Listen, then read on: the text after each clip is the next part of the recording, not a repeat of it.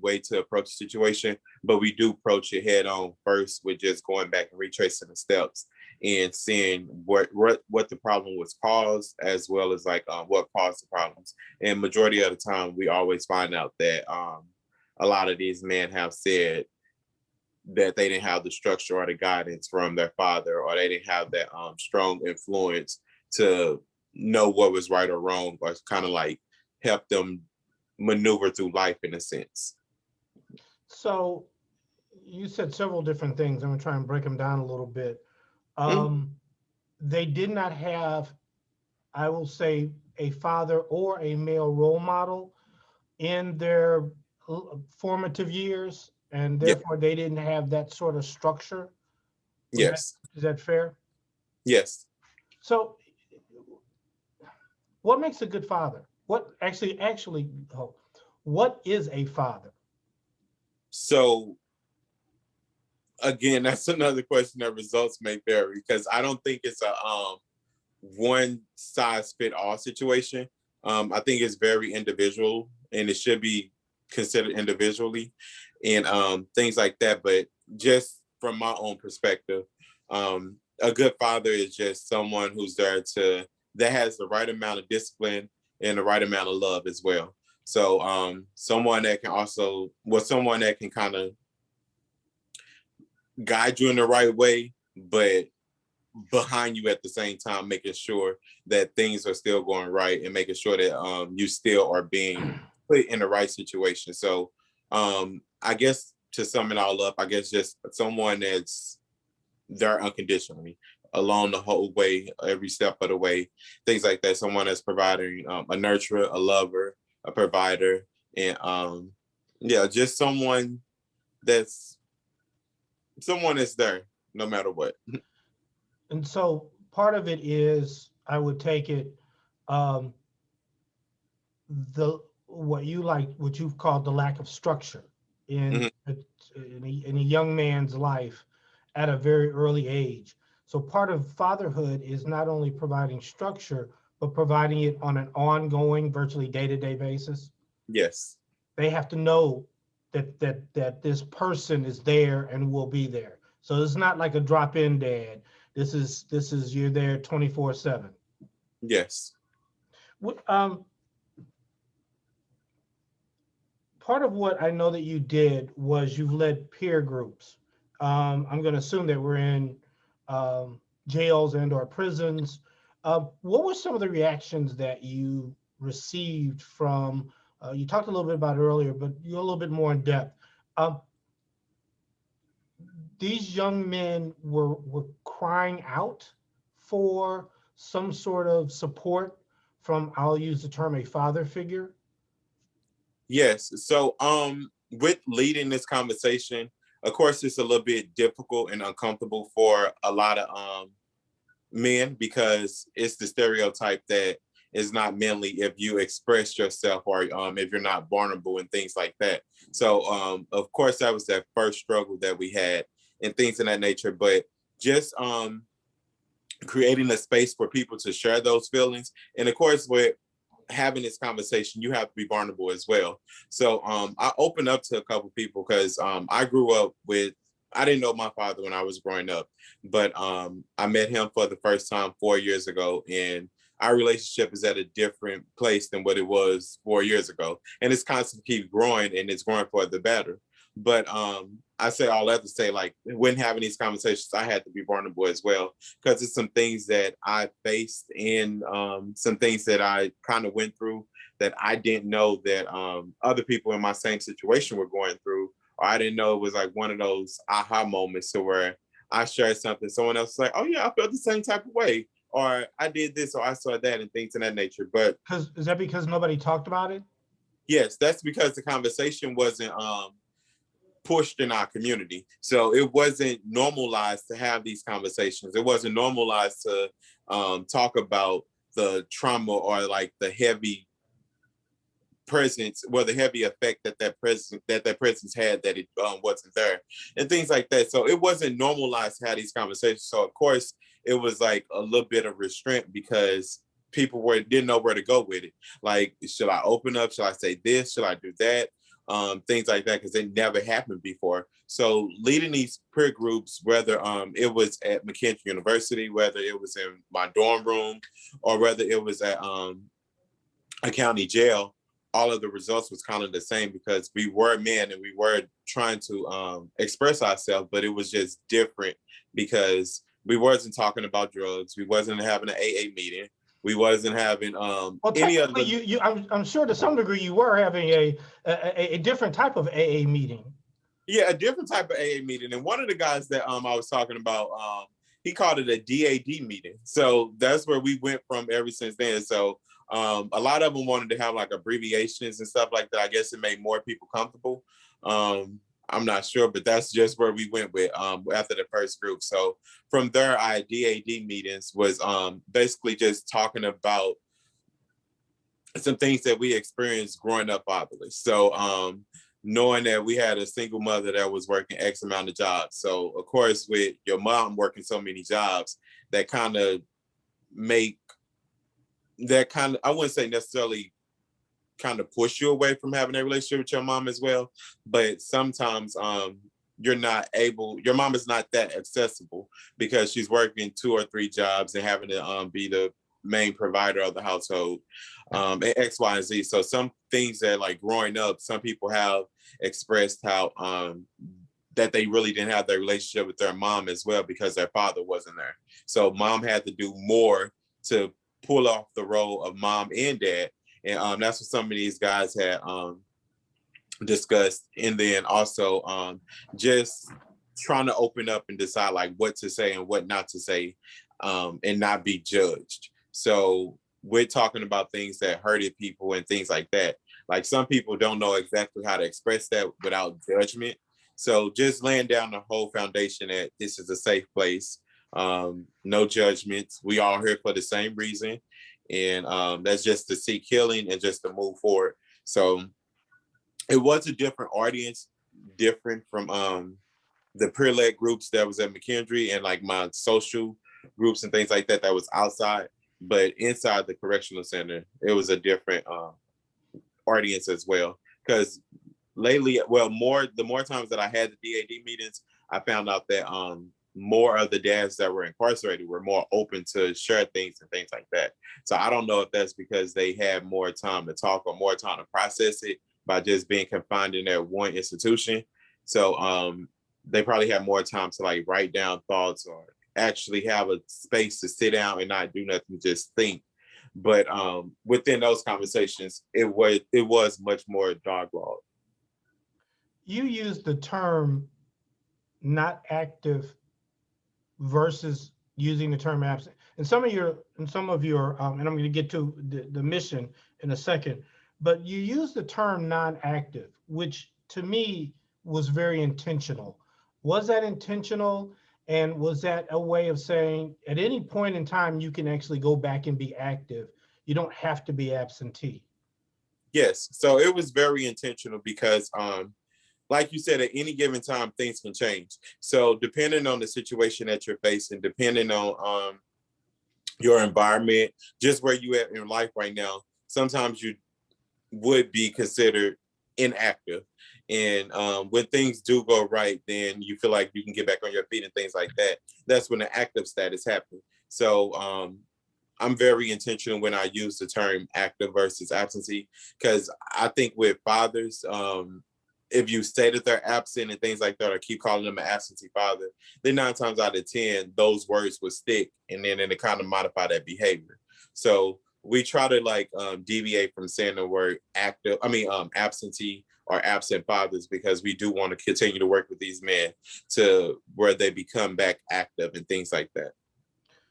I want to go back to a second, the conversation that the groups that you were leading, because part of me suggests nobody really wants to disparage their mother, that they see their mother working hard, even though she's got 2 jobs and she's trying to take care of me and maybe my brothers and sisters. So nobody really wants to disparage moms. So the difficult part of this conversation is is I don't want to disparage my mom, but I really did need a father figure in the house, uh, 24/7.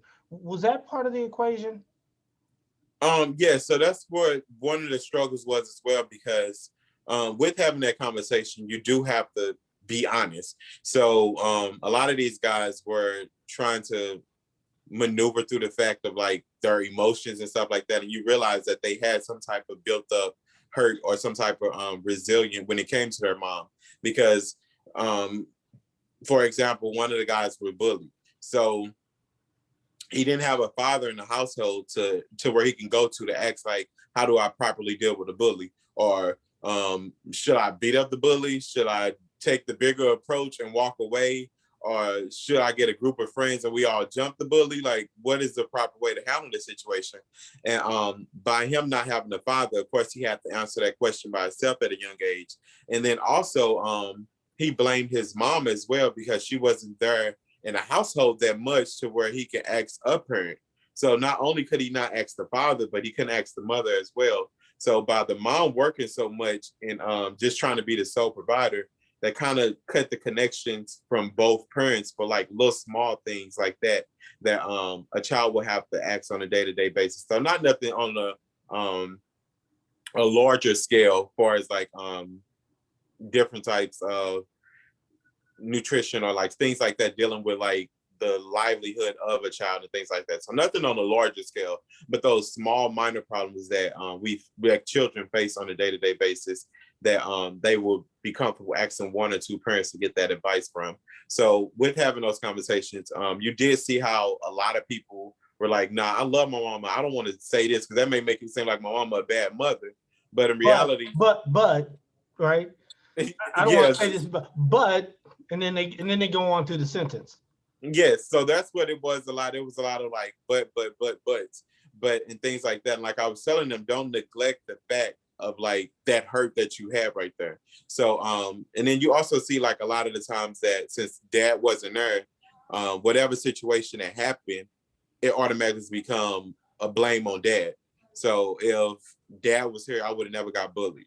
If dad was here, this, that, and that, and that. And then those feelings never get um addressed, so you just harbor on that hurt for so long, and then it kind of just immediately shut off any possible connection with dad because of that past hurt or little things like that that a lot of people harbor and things of that nature. So I say all that to say, yes, people do deflect when it comes to their mom and things like that, just because of the respect level that they have for their mom and things like that.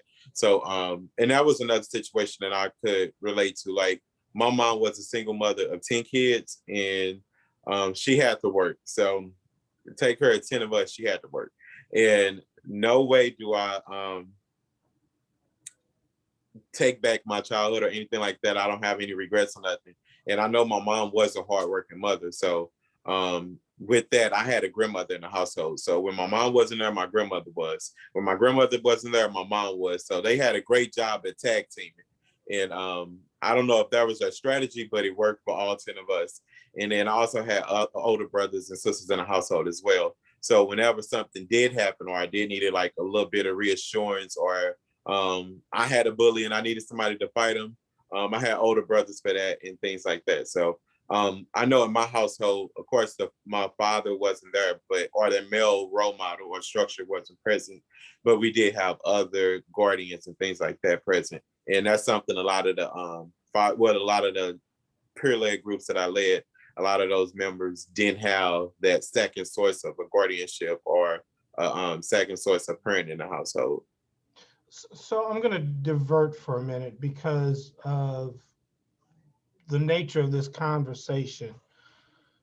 When we look at issues of gangs, is that reaffirming? Does that replace the male quote unquote role model for a lot of these young men who are seeking support from another male? Uh, I will say, in my opinion, yes. So I don't think I'm credible to answer that on a professional level, just because I Well, haven't did. you're getting your master's degree, aren't you? Yes, but I don't think it's in that scope. So, I But would say, but I asked the question because Um, a lot of young men talk about that, and I'll use the term fraternity on purpose. Of I've got support that I didn't get somewhere else. And if you're in a gang of all men, that's the point. Is I need some emotional, maybe even physical support, and so I'm going to the gang, um, because they got my back, and I love my mom, but these men have my back. Yes, I'll say that's true to a certain extent.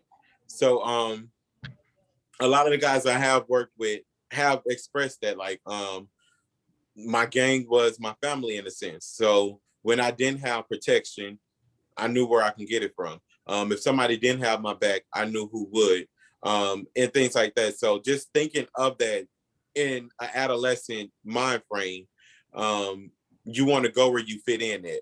So wherever you fit in at, that's where you most comfortable being yourself. So with people expressing that they want you as a friend or they seek interest in you as a person, of course you're going to follow down that route because you want to be within the in group, or you want to be somewhere to where you feel welcome, you feel accepted, and you feel like this is something in a family of something that you was kind of like missing or seeking in a family. You have it within that relationship of a group of people that you have. So yes, a lot of people do go to that gang affiliated lifestyle or anything in that nature just because of that acceptance, or like seeking that acceptance that they couldn't get at the household or they couldn't get from anywhere that they were seeking it from. So in most cases we do see that, but sometimes it's just out of peer pressure as well. So Right. some gang members seek vulnerable people and try to mold them into be who they think that they should be or who they want them to be. And of course, being under peer pressure, that's a whole nother conversation.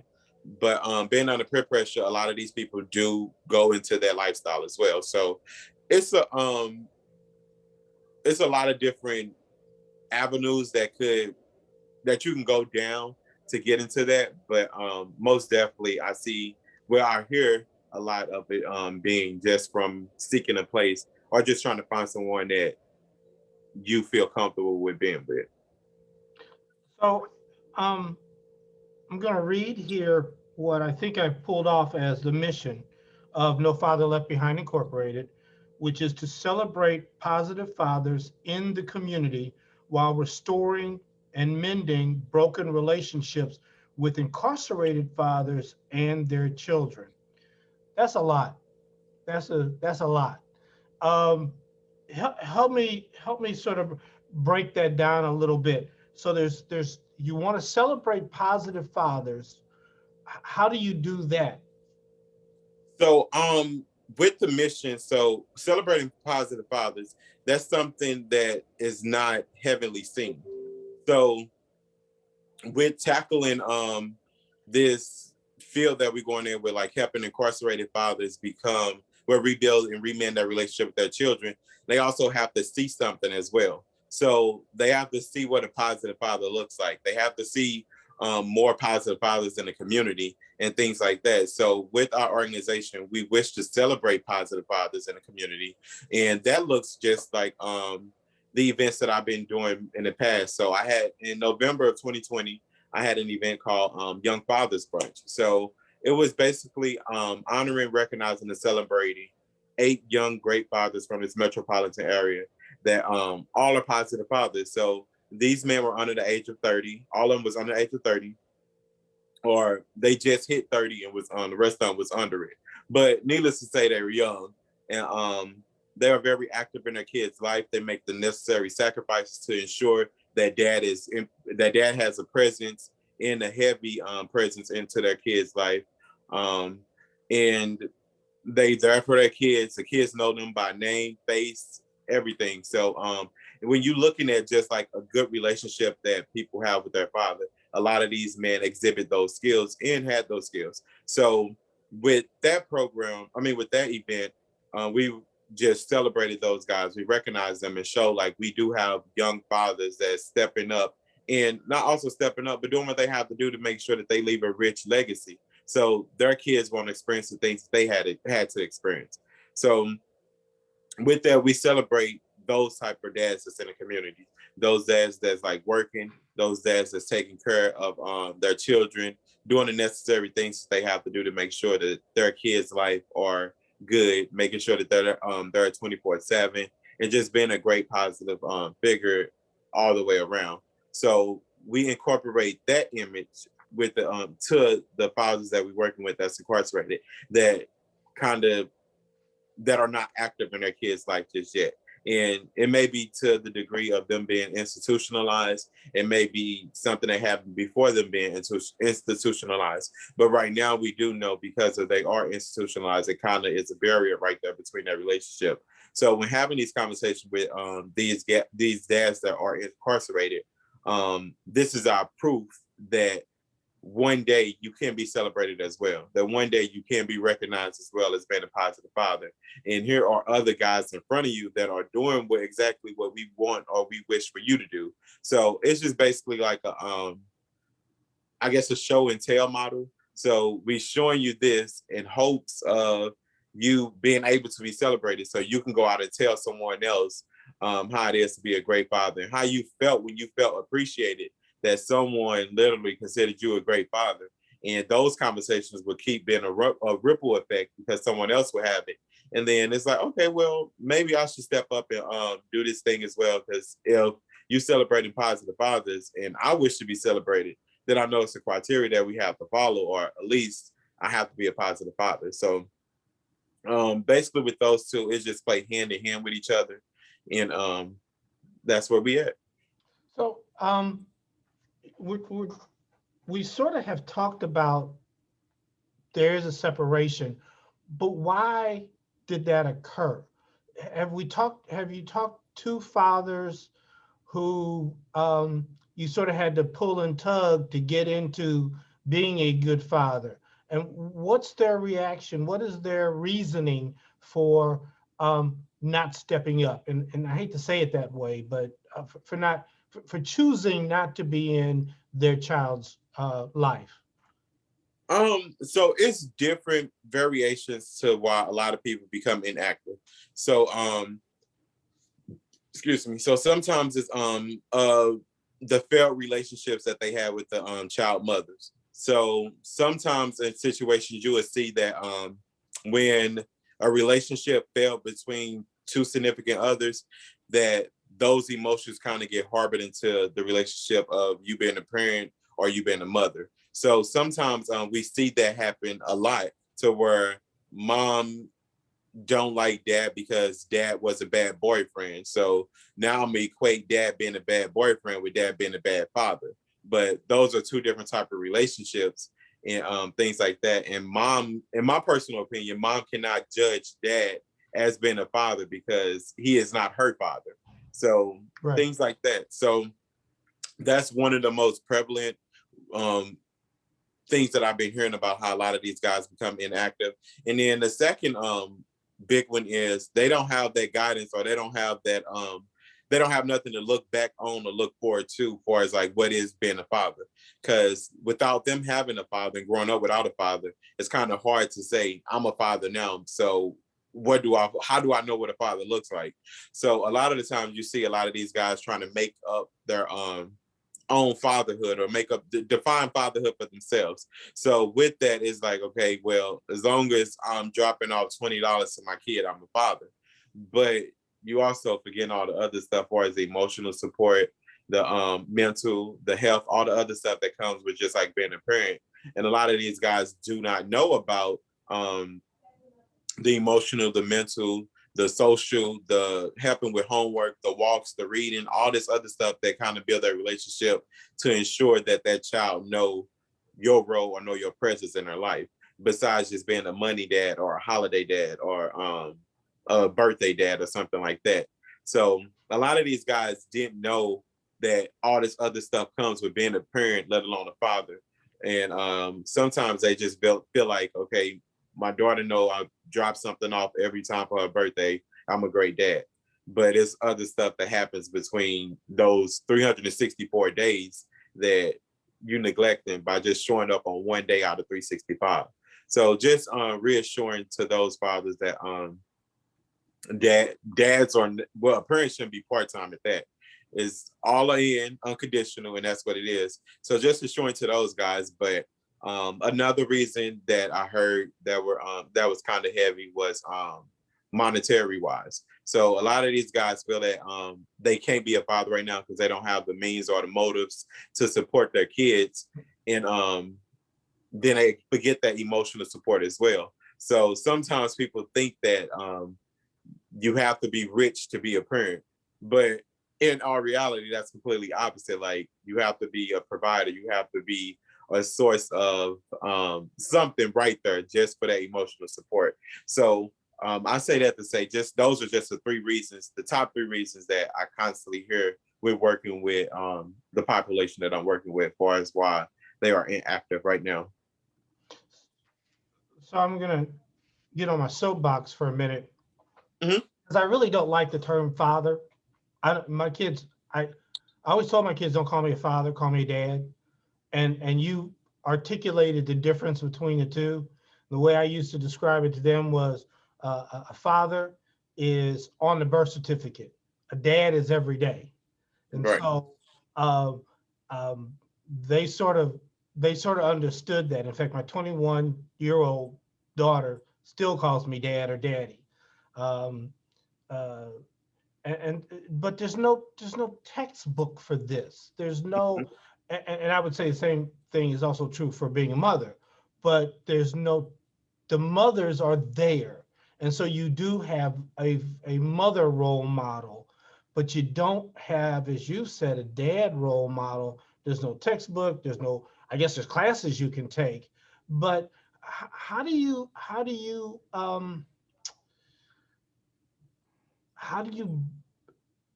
instruct fathers who have been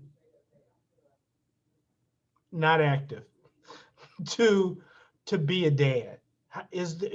What things do you say, suggest, talk to them about, um, how to change that from being on the birth certificate to being much more active, especially when there, as you say, there's barriers to, I don't know what I'm doing.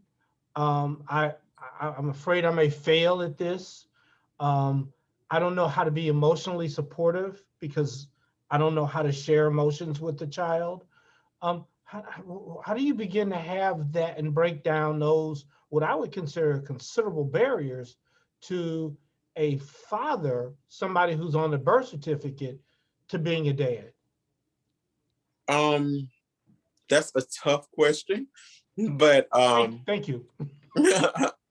so I will say, for me and what I, out of the 3 years I've been doing this, for me, I will say experience. And that's experience in the sense of your peers. So what you may be weak at, your peer may be strong at. What your peer may be strong at, you may be weak at. But you don't know those things until you have that conversation and break that ice and kind of learn from each other. So I consider it as, because it's like you said, it's no um curriculum with being a dad or being a parent at that.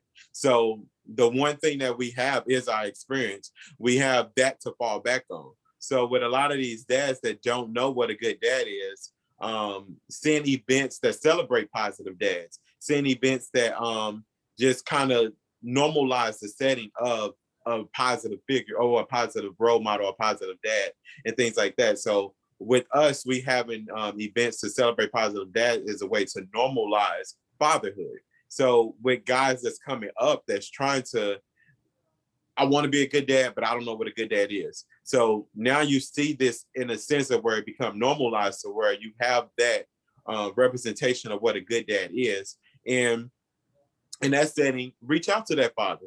Ask that father, like, hey, how did you become a good dad? What makes you a good dad? And things like that. And take what you can from that conversation and apply it to your own. Of course, the situation is going to vary because it's very individualized, but just applying those same different concepts and things like that into your own situation to where your children can say, okay, my dad was a great dad.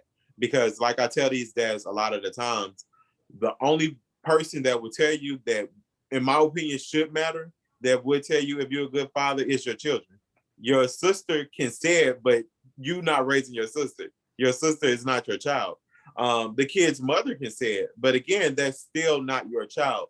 Only person that literally matter when it comes to fatherhood is your children, because those are the ones that's looking up to you. Those are the ones that you have to provide for. Those are the ones that need that love and that structure and all of those things to get them to the point to where when they do become a parent, they have something to follow back on or fall back on, because that was some guidance that they saw or anything of that nature. So I say all that to say the reconstruction or just instructing people comes from these peer-led conversations, in my opinion, because I can't Google how to be a great father.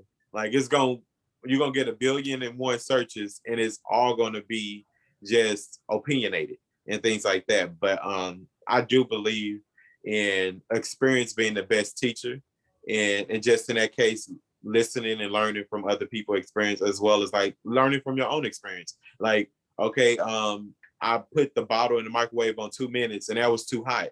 So now I know next time not to put it on 2 minutes. I'll probably go down to 1 minute now. And if 1 minute too cold, now I know to go to 1 minute and 30, because that's probably the right temperature right there. But just learning from just different type of experiences, I believe, is what will instruct a lot of people to be a great father or a positive father in the setting. So let's talk about No Father Left Behind, which you have a website, which I saw. Um, you have what I noticed was three activities: family reunification, positive community dads, and scholarships. So let's talk a little bit about the services that No Fathers Left Behind provides. So with family reunification, a lot of, and that was really big because a lot of the times when guys get released from prison or any institution that they're confined in, they go back to their last known address. And majority of the time, the last known address is mom house or some type of guardian house. And while being institutionalized for X amount of time or X amount of years, that relationship kind of get diminished in a way. So who you were when you left and who you were when you come back are two different people. And it's a constant struggle you have to face, because the family is used to you being one way, but now since you've been confined and institutionalized for so long, your behavior and your demeanor has changed because you were conditioned to going to sleep at a certain time. You was conditioned to constantly no privacy at all. You was conditioned to, if you had an issue or a problem, then it's immediate force being taken to correct that problem. So a lot of the times when it comes to like just trying to manage your emotions, it's not a space in the institutional system to have that to where it's effective. So a lot of times you see guys walking back and forth in circles, and while they're doing it, they talking to themselves because that's their way of, I'm trying to cool off before I spaz off up here because I ain't trying to get sent to solitary confinement and things of that nature. So just a lot with those behaviors that they picked up and the way that they have to shift their thinking or modify their behavior is different from when they come home. So with family reunification, we try to reunify that individual with their family before they come back home. So, because a lot of the times, like we spoke earlier, a lot of people are comfortable in a setting to where they feel comfortable. So when you go back home, you have to live with mom, dad, sister, aunt, brother, or whoever they may be. But at the same time, if you're not comfortable in that home, you go back out into society in those groups that you are comfortable with, which lead to the reincarceration rate. So with us, we try to tackle that home life before you get out. So therefore, when you get home, it's a comfortable environment so where you don't have to go out and seek comfortability in other areas that may lead you to go right back to where you just came from. So that's the main aspect of the family unification aspect that we have. And remanding relationships, we spoke about that earlier, but just to kind of brief over it, putting yourself back into the role of your kids to let them know that you are a father and this is what just reiterating your role as a father. Because and I know from personal experience, my brother, he was incarcerated for 10 years, and when he went into prison, his children was 1 years old, and when he came out, they were 11. So him trying to reiterate or trying to be the father that he was when they was one and be the father that they need now at 11, he didn't know how to do that because a kid at one is very different than a kid at 11. Right. And for him, he know when the kids was one, if he said stop, no matter where they was running, they'd sit down on the ground. If he called their name, they knew his voice, or they could kind of tie it to him being dad. So he had all these little small and major things that that showed to him that he was a father, and his kids looked up to him in that way. But at 11, if he said stop, his kids would say why, or they'll try to be more in his wording, they question him a lot, question his authority. And for him, that was a red flag because I'm dad. You don't question my authority. What I say goes. But at the same time, like I was trying to explain to him, these kids didn't know where dad was for 10 years. So you have to work with them for them to work with you. So Right. help them to help you in the setting. And that's what we see a lot with these fathers that come out of their institution. So they come back out and they know that they are a father, but their kids don't know to what extent or what type of role or what type of father they are. So just basically going back through those whole situations and re-identifying what type of father you are, re-identifying those relationships that you want to have with your kids, and just letting your kids know and you grow and work with them both so you both can have these stable relationships. So that's where the remending and rebuilding part comes with the children. How early should that conversation begin to take place? For example, you know that I'm getting out um, September of 2020. No, you know that I'm getting out in May of 2022, Mm-hmm. and we're now into March 2021. How early should those conversations begin to take place so that the integration back into the family is I won't say easier, but a little bit better? So those conversations, in my opinion, I will say 9 months from your release date. So if you know in 9 months you get released, then my organization has to provide its services to you. So with that, we work month one. We work on yourself first. What type of relationships do you want to establish? What type of relationships do you want to remand? What relationships do you feel are broken? And once we come through all of that stuff, as far as like what our game plan is, then month two, we going into it. So things like that. So month 2 through 9 is strictly focusing on rebuilding that relationship with mom, dad, brother, sister, whoever it may be affected by. You being incarcerated, whoever that led to a bad relationship or a relationship on the hinges and things like that. So I say at least 9 months, just so we can see where the progress is going. And then of course when you do get to your release date and get out, we still continue to build on those relationships and things like that. And they say in our program for a year. And if need to be longer, that's fine. But we just consider it like a year just to get kind of track where success is going and things like that. So and of course within those 9 months, we do things as far as like if it's a birthday, the dad celebrate the birthday, as far as like writing cards, or if they know that they want to give their daughter or their son a gift, our organization would provide that gift on the behalf of that, just being that middle person. And little small things like that and little gestures to kind of like show that dad is trying and dad do want to rebuild this relationship. And it also goes with any other member of the family as well. So if it's holidays coming up, we try to give Christmas gifts, or we try to do anything like that. But anything that get dad say, like my daughter want a LOL doll, if we have the means and the funding, then we'll take those items and present it to the daughter on the behalf of dad and things like that. So that little small gesture can kind of like wake up some type of emotions and spark like some type of relationship. Like, okay, my dad did care about me during this time, and it can kind of move a little bit further. So it dawns on me having this conversation that you really have to get the willingness of the prison system to allow you to get in there and do the work. Yes. So they have been they've been helpful. Yes. So I currently work at a prison, so I can't say too much. That But I would say some institutions are great with helping in seeing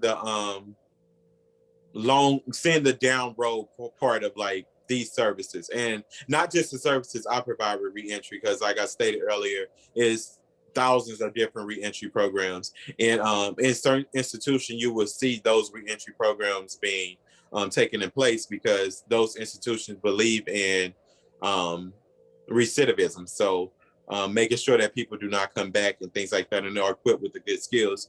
In some institutions, you may have that left hand. So where it's like, no, we fine with where we at. We want to instruct order, discipline, and things like that. And it would be that negative, well, not negative, but it would be a different approach with it. So most definitely the institutions has to be willing to let myself and other like-minded people with reentry programs or ideas or models come in and just do a testing trial or a test run and see how successful it is. And depending on that success, you may have a partnership with the institution, and you may not, or you may find that this institution is not the audience that you were willing to help or trying to help, and then go elsewhere. But yes, institution has to be the number one source of it all. is that something that should be looked at from a both a federal and a state level. So the I guess federal would be Department of Justice, state would be the State Corrections Commission or however that's formed, to basically say, hey, we need to focus on the men, not just in terms of employment, because I know that they do a lot of that or some of that, but we also need to figure out how to help them reintegrate whenever possible into a uh, to their family structure, because you raise a question that I've never thought about. How many quote unquote fathers are in prison and um, will then have to try to be re-engaged with a son or a daughter or whatever. And so there really should be, at least on a state level, but I would argue on a federal level, those ways to help them re-engage, because as we talked about earlier, there's recidivism, there's you're perpetuating not only a stereotype but a further example of kids not having a father or dad in the house, Right. or at least available to them. They're going to do the same thing. Right. And totally agree. And I think for me right now, I feel like it's much more of a state level problem. Because federal is very macro. So I feel like with this problem, as far as like reentry programs, it has to be micro, in the sense of focusing on just what your state can provide, or focusing on the different type of reasons why your state has a high incarceration rate, or just the the group that your state incarcerate the most, and things like that. Because with different reentry programs, it only will be successful if it's targeting the right people. So I can't come in and say, in this example, you can't go to, I can't feed meat to a vegetarian. The vegetarian just will not eat the meat because that's not something that they're comfortable doing, or that's not in their livelihood. So, but if I approach a vegetarian with options that they could benefit from eating, then they will eat.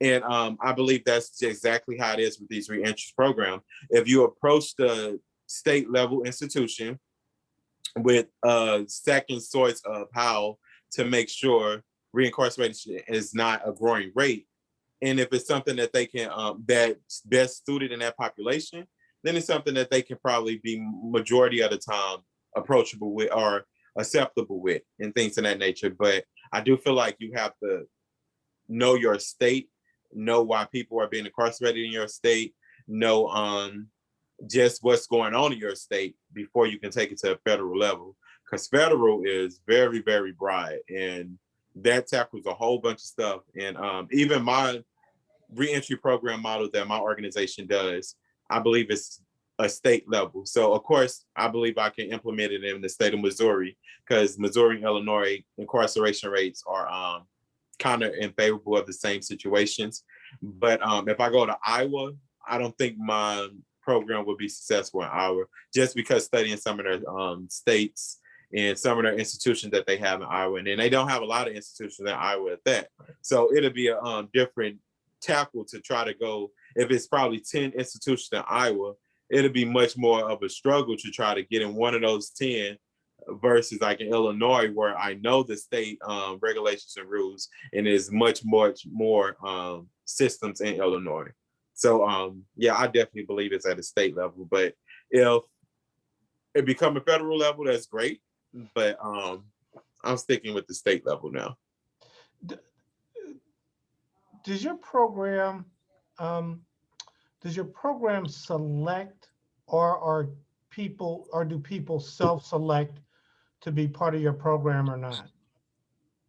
So it's a combination of both. Well, necessarily, it's Because you can't serve everybody, correct. and you also want, I would assume, people who are ready to at least explore that conversation. Yes. So it's sort of in the sense of like getting a job. So of course you can apply for the job, and then after going through a series of interviews, they let you know if you're the right candidate or not.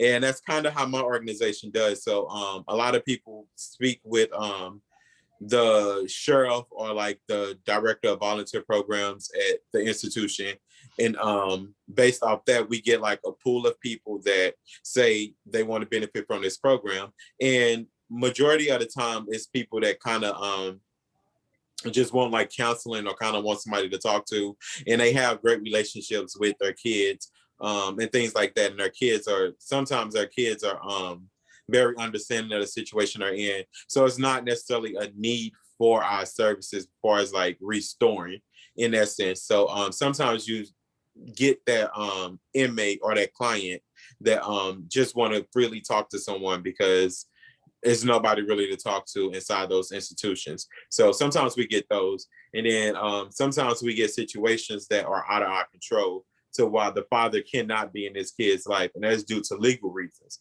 So when that Mhm. situation happens, it's like, okay, that's a no-go for us. So Right. we do have to do a lot of communicating with the warden, the officers in the institution, as well as like the court, because we don't want to put a dad in a situation that will harm the kids or vice versa. So once we go through like all of those pools of people and see, okay, this one is a no by the court. The judge said absolutely not with this one. This guy just literally wants to talk to us. And then we get that we get that couple fathers that actually haven't talked to their kids in 3 or 4 years, have a bad relationship with mom.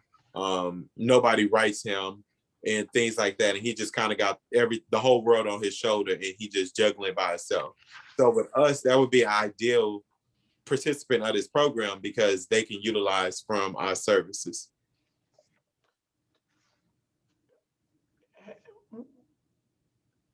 When fathers go to prison, which I guess is really what we're talking about, that have children, is part of the issue they have told their children or the mother of their children, don't come see me because I don't want you to see me this way? Sometimes. So we have ran into that situation a couple times, so where people are prideful, and in that situation is one can understand why. So we have ran into that situation, but majority of the time it's just a lot of the times people feel that, okay, he don't know how to talk to me, so I'm not finna talk to him. He acting like the world he acting like the whole world changed. Like when he went in, he knew we didn't have money. He knew we wasn't big on being rich. So he mad that we not sending him money. He mad that we not put money on the phone call. So I'm not gonna talk to him because he acting different. He know we not rich. Or in a sense of I just even on the parents' part, or even on family that's outside the community, they say the same thing. I can't see my brother, nephew, son in that situation, so I don't go. And things like that. So it's a whole lot of different situations that could come up to why someone is not visiting or someone not writing or putting money on the books or like just helping out in any type of support. But regardless of that, we still work with those clients. Okay. Now you've got an event coming up on the 27th of March, I guess. What's the event you have going on? Yeah, so that event this Saturday at 2 p.m. That event is called Honoring the Man It That is Steps this Up. Saturday, isn't it? Yes, it came very, very quick. I had to literally look at the calendar and see that it was this Saturday. So I'm a little nervous, but with the grace of God, it'll go through. But it's this Saturday at 2 p.m. And this is another event to celebrate the positive vibes we have in our community. So with my organization, we was just kind of focusing a lot on like positive fathers and strictly going with father son or father daughter relationships and things like that. But I had an idea and just thinking about it, like true enough, my father wasn't present in my upbringing and things like that. And I had a stepfather. So if it wasn't for my stepfather showing us the authoritative and disciplined side, Lord knows what me and my siblings would be at right now. So with me, I'm like, it's great that we celebrate fathers and things like that, and that's what we're trying to push. But we also have a different aspect of well, the world and other communities have different aspects of fathers. So a stepfather is still a father, but he's just a father that stepped up. And for us, I decided that it would be great to have that event to showcase, okay, here's a different avenue of being a father that's also influential and will aid into your success of being a successful adult. And this event is just to showcase, well, not showcase, but to recognize and celebrate the fathers that we have that may not been on our birth certificate, but are in our life. And that's the only father that we have known, or that's the father that have shown interest, or that's just the man that stepped up, like whether it was through coaching, whether it was through being a pastor, whether it was being a next door neighbor dad, any dad that stepped up into that situation that aided into your success and just been a positive figure. That's the dad that we celebrating this Saturday. So I have 7 great stepfathers from this area as well. We're going to celebrate them. We're going to recognize them, and we're going to have a good time because we showing a different avenue of fatherhood and things like that. So that's what's happening this Saturday. We will be Facebook Live if cross fingers, no technical difficulties happens. But that's what we're planning on doing, just to show this community as well as the world that is different aspects when it comes to fatherhood. Now that's from 2 o'clock to 5:30 this Saturday, Yes. and it's at actually the information I have is at the Shrine Banquet Hall in Belleville. Yes. So with St. Clair County, we slowly opening up and things like that. And the Shrine only allow 50 people in the facility. So the room that we have, it will most definitely fit 50 people. And that's the amount of people that I have coming. So yeah, we will be there and it will be a great time. Now, just to be clear, your services are not in St. Louis yet. No, not yet. So I said yet. I wanted to make sure yet. yes, not yet. So in the near future, probably I give it 3 to 5 years, we may be crossing over that river. But right now, I'm a product of Illinois, St. Clair County, and this is exactly just where I work at. Well, where I volunteer and my services are at. Now, I know I'm familiar with St. Louis. I'm not a native, or I don't know a lot of the streets or back streets or anything like that, but I know how to get myself through and come back on over on this side. But in reality, we do want to reach over because the only thing that really separates us is a river, and it's too close for our services not to be in this same entity. And likely you may encounter people who were born here uh, Yes. and then migrated over to Illinois and became incarcerated. So I'm sure there's probably some connection to a number of people that you serve who started out here and migrated across the river. So I understand that. Um, Lastly, I'll ask you to give your email address or ways to contact you through No Fathers Left Behind, understanding that you do your work over in Illinois right now. So if you want to give that out, and I know I've got Facebook friends who live over in Illinois. I don't know why, but they do. So with Illinois side, this is strictly where I do the reentry model program as far as working with my inmates. But when it comes to celebrating positive dads, we had migrated over to St. Louis because we pulled a couple, two or three from the St. Louis area, just because, like you said, some were born and raised in St. Louis and moved over to Illinois, and some were in Illinois and moved over to St. Louis. So when it comes to celebrating dads, we don't strictly cut that off with this side of the river. Is wherever side we can get that has the positive dads, that's where we want to celebrate. And true enough, after COVID, our celebrations will be much more on a larger scale. But with COVID, we kind of dim it down to meet the restrictions and guidelines. But I say that to say you can contact us by phone at 618-477-0716, or you can feel free to email me at sarmstrong@nofatherleftbehindinc.com, and I'll try to leave those into the comments. I don't know if people can see that or not, but I'll put it on my Facebook page. So we'll okay. get So that out. We'll get that out. those are the two ways that you can contact me, and I'll be available at least within 24 hours. Good. So, Shaquille Armstrong, I want to thank you for being here today. I hope you have a wonderful event in this Saturday. Feel free if you have something else coming up later on in the year when we can open up society a little more. Yes. Have you back on and have this conversation because I think your services and the conversation about dads and fathers, whatever you call them, and the services and the resource they provide to kids is invaluable. And so we need to honor and celebrate them and figure out how to make sure that they stay part of a child's life, even while incarcerated, and certainly reentry into the community. So I appreciate that. Today, if you have anything else, uh, let me know and love to have you back. So I'm going to close out for today and appreciate you being here. Okay. Thank you. My pleasure. Thank you much. You All all right. take care. Have a good day. You too.